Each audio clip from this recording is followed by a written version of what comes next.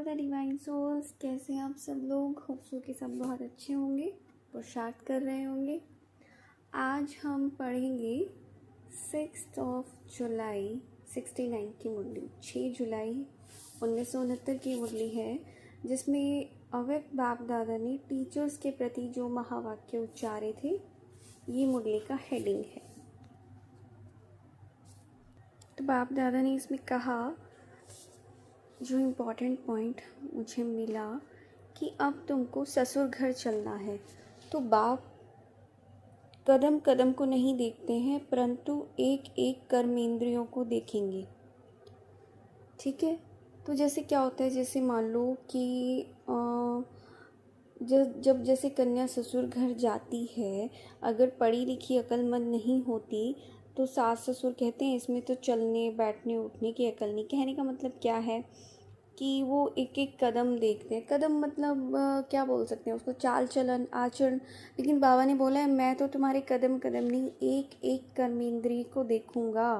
कदम अक्षर मोटा है, कदम से पदम मिलता है, वह अपने कल्याण के लिए है, परंतु तुम्हें तो कर्मेंद्रियों को सजाना है। देखो स्थूल में भी देखें तो एक एक इंद्रियों को सजाते हैं ना, जैसे कान को सजाते हैं, कुछ भी वो गहना पहन के, मतलब कुछ भी झुमका या जो भी इयरिंग्स वगैरह होते हैं, ठीक है। गले को सजाते हैं, हार पहनते हैं, उसमें हाथों से कर्म वैसे करते हैं हम, ठीक है। स्थूल में उसमें चूड़ियाँ कंगन पहनते हैं, माथे पे टीका लगाते हैं।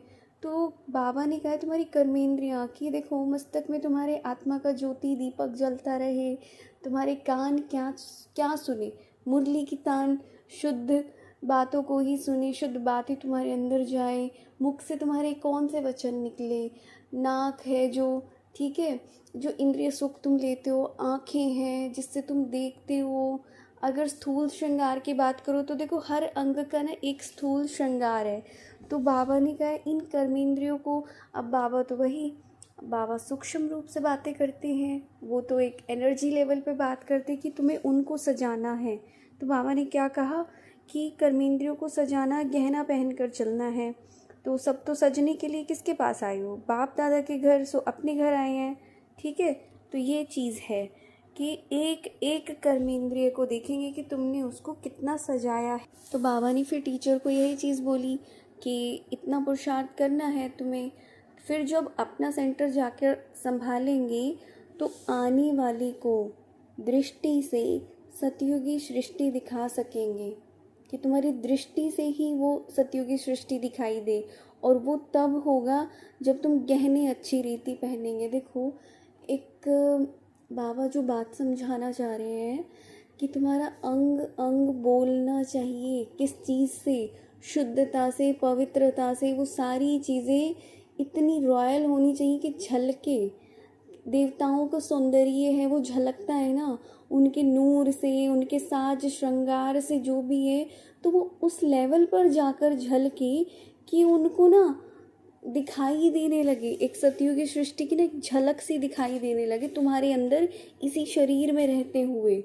उन्हें वो देह का भान ना आए इस कलयुगी दुनिया का या संगम युग की दुनिया का, कि भाई ये मतलब जो भी हमारी देह है वो इतनी रिफाइन हो जाए ना, हमारा एक एक अंग, कि उससे झलक आए हमारे देवी देवताओं का जो साज श्रृंगार होता है, कौन सा, सूक्ष्म, ठीक है, जो एक एक कर्मेंद्रिय को सजाना है। और इससे बाबा बोलते हैं कि इस सजावट की शोभा जो है ना, उस वाली सजावट की तो शोभा चली जाती है, लेकिन तुम्हें क्या है, इस सजावट की शोभा कभी जाए नहीं। अगर कहेंगे कि बहुत बड़ा ऊंचा ज्ञान है तो फिर कोई नहीं आएगा।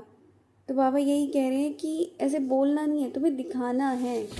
तो बाबा ने यही चीज़ बोली कि अब आने वाली जो आत्माएं हैं ना, उनको दिखाई देना चाहिए। देखो परख तब होती है किसी भी जीवर की जब उस पर पॉलिश हो, चमक हो, तो उसकी वैल्यू भी होती है, उसको पहचानने वाले पहचान लेंगे। और बाबा बोलते हैं कि अगर वो चमकदार नहीं होगा तो ऐसे समझेंगे कि पता नहीं सच्चा है या झूठा जीवर है। पैसे भी दे और जीवर भी काम करना हो तो इससे क्या फ़ायदा।